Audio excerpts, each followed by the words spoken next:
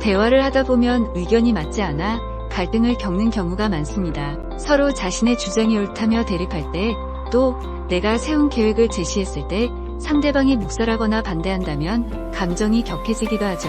그러면 분노로 변해버려서 결국 음성이 높아지고 다툼이 오가는 경우도 생기기 마련이에요. 그렇게 서로 감정이 상해진 경험을 해보셨을 거예요. 여러분의 찬란한 길 가이드 조이입니다. 여러분의 미래가 더 빛날 수 있게 할 오늘의 메시지는 상대방과 대화가 통하지 않을 때 마음을 다스리는 방법입니다. 대화 상대와 의견 충돌로 인해 감정이 상할 때 어떻게 대처해서 마음을 가다듬어야 할까요? 그 방법을 바로 알려드릴게요. 첫 번째 방법, 상대방의 동의를 구할 때 바로 대답하지 말고 3초 여유 두기. 우리 뇌는 아무리 길어도 6초 정도밖에 기다리지 못한답니다. A 그림을 보여주고 B 그림을 보여준 뒤 A 그림을 설명해야 하는 실험을 했어요.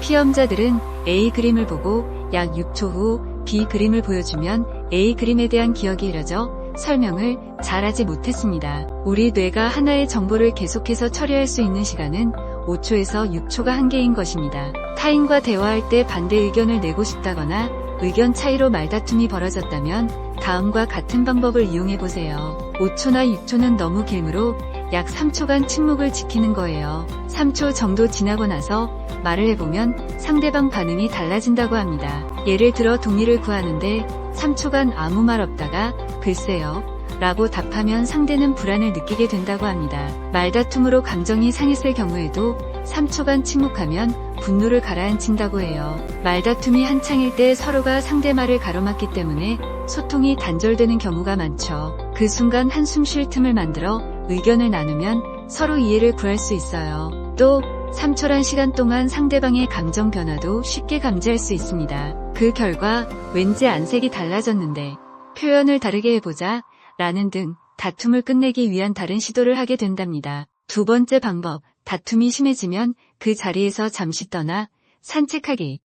언쟁이 심해지면 감정을 억누르지 못하고 더 공격적으로 변하거나 상대에게 덤벼드는 사람도 있습니다. 이런 현상은 뇌의 전환이 일어난 경우인데요. 언쟁에서 말솜씨가 말릴 때 사고력이 약해지자 감정을 조절하지 못하고 대화하는 뇌에서 몸을 쓰는 뇌로 전환되는 경우입니다. 머리를 식히고 뇌의 전환으로 더 좋은 대화를 이어가는 건 좋지만 이런 식으로 공격적인 모습의 뇌 전환은 남에게 피해를 주므로 피하는 게 좋아요. 다툼이 심해지거나 대화가 막힌다면 그 자리에서 일어나 밖에서 걷는 게 좋습니다. 걷는 건 몸을 움직이는 기본 동작으로 두뇌를 활성화하는 가장 손쉽고 확실한 방법이랍니다. 사고가 경직되었다고 생각하면 아무 생각하지 말고 10분에서 15분 정도 걸어보세요. 그러면 뇌의 전환이 긍정적인 방향으로 일어나 마음을 안정시켜주고 더욱 이성적인 감정 상태를 만들어줄 거예요.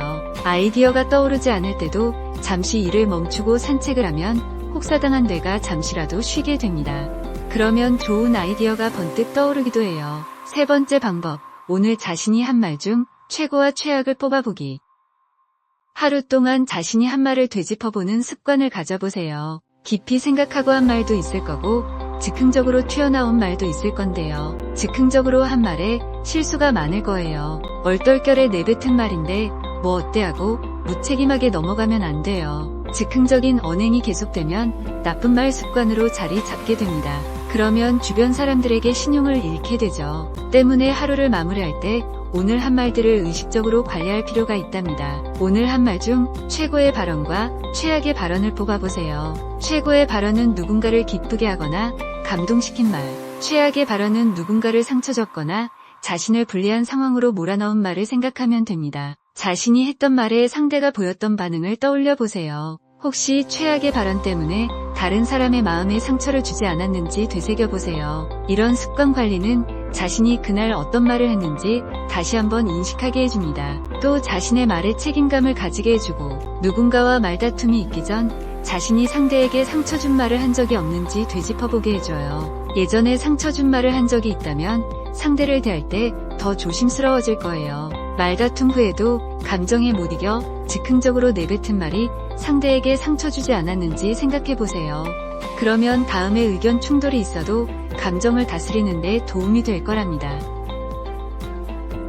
나와 생각이 잘 맞는 사람은 서로에게 호감을 느끼고 대화도 즐거워집니다. 반면 나와 의견이 맞지 않는 사람과의 대화는 자칫 감정 싸움이 일어나기도 해요. 의견 충돌이 일어나면 서로 속 시원한 대화로 마무리 짓기가 쉽지 않겠죠. 하지만 최대한 서로를 이해하고 이성적인 대화로 최상의 합의점을 찾아야 스트레스 없는 대화가 이어진다는 사실은 당연한 거랍니다.